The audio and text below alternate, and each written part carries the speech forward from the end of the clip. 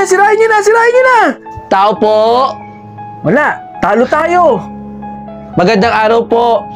Ako po si Pastor Christian. Naglilibot-libot po kami dito para po magbigay ng Bible. Pinamimigay po namin itong Bible na to. Basahin po ninyo yan ha. Marami po kayong malalaman at mababasang mga salita ng Diyos. Naway pagpalain po kayo ng Panginoon. Maraming salamat po sa pagbigay nyo ng Bible ha. Ano ba itong damit na to? Oy Jackie may nagbigay ng Bible doon kanina si Pastor. Basahin mo daw. Para naman daw mabawasan yung kasalanan mo. Tsaka matigil yung kakadaldal mo. Aga-aga nagdadaldal ka dito sa bahay. Ikaw ang may kailangan magbasa nito, hindi ako. Paano hindi kita bubungangaan? Etong damit mo na pinaghubaran mo, nakakalat lang dito. As ka ba?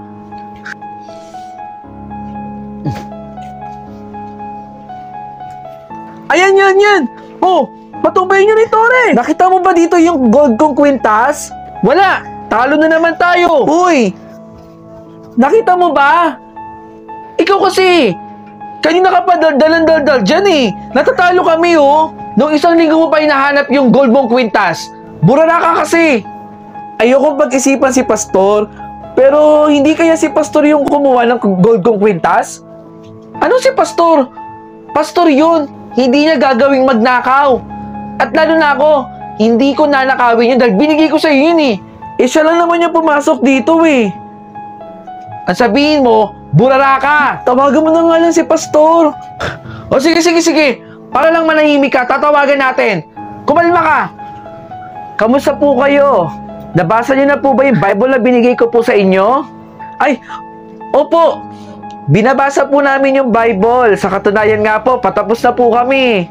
Matanong ko lang po, Pastor, kung meron po ba kayong nakitang gold na kwintas dito nung pumunta kayo? Gold na kwintas? Kayo talaga. Isinilid ko ang gold na kwintas dun sa Bible. Ano pong ibig sabihin ninyo? Nung araw kasi na yon, nagmamadali ako. At alam ko naman na sa misis mo yung gold na kwintas na yon. Kaya dun ko isinilid yung gold na kwintas.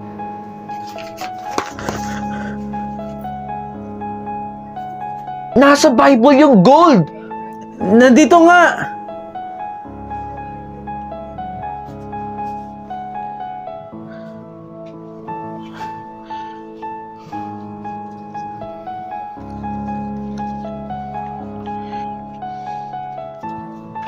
Oh, na-enjoy mo ba yung content ko?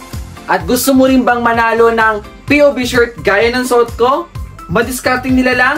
Nako, huwag mong kalimutang i-follow yung Facebook page na nandito sa screen at mag-comment ka sa nakapin post. Sagutin mo lang ang tanong na, bakit karapat-dapat ka mabigyan ng POV clothing ko? 3 designs meron tayo. Malay mo, isa ka na sa mabigyan ng POV shirt ko. Ano pang inaantay mo? Mag-comment ka na doon. Bilis!